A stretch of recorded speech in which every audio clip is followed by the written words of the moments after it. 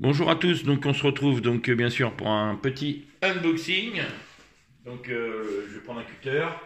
Voilà. On se retrouve pour un petit unboxing. Allez, c'est parti.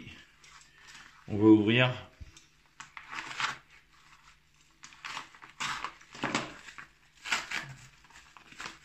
C'est parti. Alors, qu'est-ce que c'est que ça? Donc je vous montre bien sûr, comme d'habitude. Voilà. Donc c'est une antenne Nagoya NL310. Donc c'est assez lourd. On va la peser éventuellement. Donc on se retrouve tout de suite. Donc on la pèse. Comme ça on va voir combien ça fait exactement. Je vais demander à mon assistante, la balance s'il vous plaît. Donc elle va pas tarder à arriver. Donc voilà, on va peser cette antenne. Donc c'est marqué. Je vous montre vite fait dedans. Vous allez la voir. Voilà. Donc on va peser ça. Donc on se met à 0. C'est parti. Hop, on regarde combien on a. Donc on n'a pas grand chose, assez légère. Ah oui, mais elle n'est pas à 0 évidemment. Ça sera mieux comme ça. On recommence. Voilà, une centaine de grammes. Voilà, merci pour l'assistante. Donc on va tester. On se retrouve. Je vais brancher directement. Donc je vais vous montrer éventuellement la Fantôme à côté et la DS50 pour qu'on fasse bien une petite différence entre les antennes. Donc on se retrouve tout de suite avec les autres antennes et le test SWR. Voilà, on se retrouve donc. Je vais remonter ça un petit peu. Voilà. Donc on se retrouve donc avec les antennes comme vous pouvez le voir.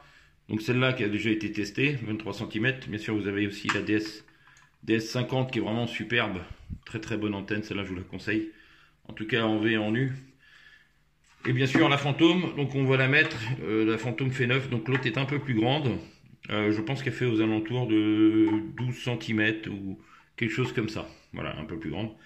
Donc on se retrouve donc pour le test SWR. On va mettre ça de côté. Voilà. Et on se retrouve pour le test. Bon, on se retrouve donc, j'avais oublié de préciser que l'antenne est bien sûr monobande, hein, comme vous pouvez le constater ici. 400-500 MHz. Voilà, 400-500 MHz. Ok, donc on va essayer sur le PMR3. Donc l'antenne, on la met là. Donc on va essayer sur le PMR3. Donc je vais allumer l'appareil évidemment pour vous montrer. Voilà, c'est parti, le PMR3. 1,47. Ouais, 1,47. Donc un peu de TOS quand même par rapport à d'autres. Alors après, c'est vrai que c'est pas toujours évident. J'essaye donc une nouvelle embase. C'est une embase qui est plus petite que d'habitude. Donc, vous voyez, selon où on met, on n'a pas forcément le même TOS. Voilà, donc elle a l'air de fonctionner quand même. Donc, bien sûr, à faire des essais. Alors, combien l'appareil me donne en puissance? C'est parti. Avec un peu de TOS. On va essayer sur la bande LPD. Donc, j'essaye sur la bande LPD. Ah, c'est pire. C'est pire sur la bande LPD. Donc l'antenne a l'air quand même relativement sympathique. Alors après c'est bien sûr à faire des tests. Donc je vous remets ça en 446. Ah non, je suis pas dessus. 446. Voilà. On va y arriver. Voilà, 446. Voilà, le TOS c'est pire que tout à l'heure. Non, bah, c'est normal, c'est les watts. Voilà. Donc en 446, 1,5. Donc évidemment, il faudrait tester sur le toit d'une voiture. Donc actuellement il pleut. Donc 1,5 en 446, ça a l'air sympathique en tout cas. Globalement, bon, ça fonctionne, hein, bien sûr, selon où on la met sur le... Je vais essayer sur une autre en base. J'essaye tout de suite sur une autre en base. Alors, je vous montre donc avec la grande en base, bien sûr moins de TOS. Hein. Voilà. Donc 1,04, la puissance, 4,6. Donc on a gagné bien sûr en puissance et donc en TOS. Donc on va passer sur la fréquence que je vous disais en bande LPD. Voilà. 1,81, donc évidemment ça se répercute là-dessus. Hein. Donc, elle est mieux pour le 446, donc antenne monobande. On peut essayer avec le kit Radiant, mais on va essayer sur la bande LPD avec le kit Radiant. Donc on se retrouve tout de suite. De toute façon, je n'aurai pas pour longtemps, je vais pas faire de coupure, ça sert à rien. Donc, on va regarder ce que ça peut donner avec, bien sûr, le kit Radiant.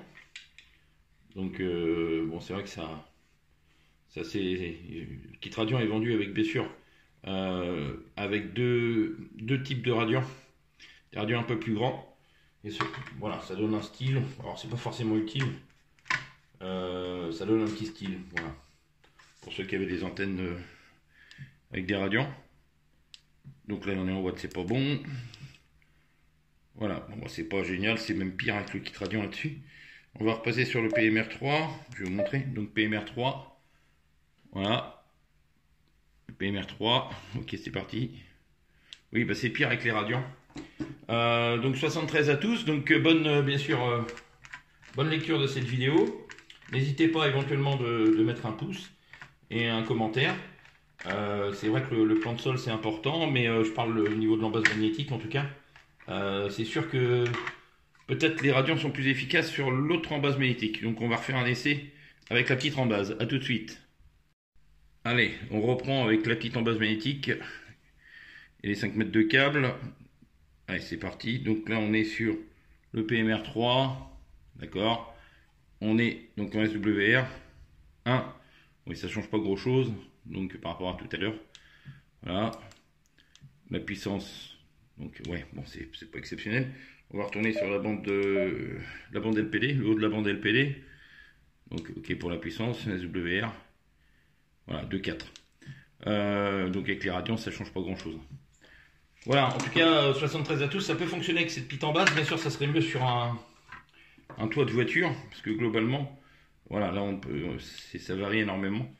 Et bien sûr, là, c'est un petit test. On se rend compte qu'avec l'embase magnétique plus grosse, c'est un peu mieux. Voilà, 73 à tous, et bien sûr, il faudrait que je fasse des essais. Donc, dès que j'aurai l'occasion, je vous ferai une petite vidéo avec éventuellement quelques essais. Là. À bientôt, 73. Et n'oubliez pas, si vous voulez la suite, mettez des pouces. Merci à tous.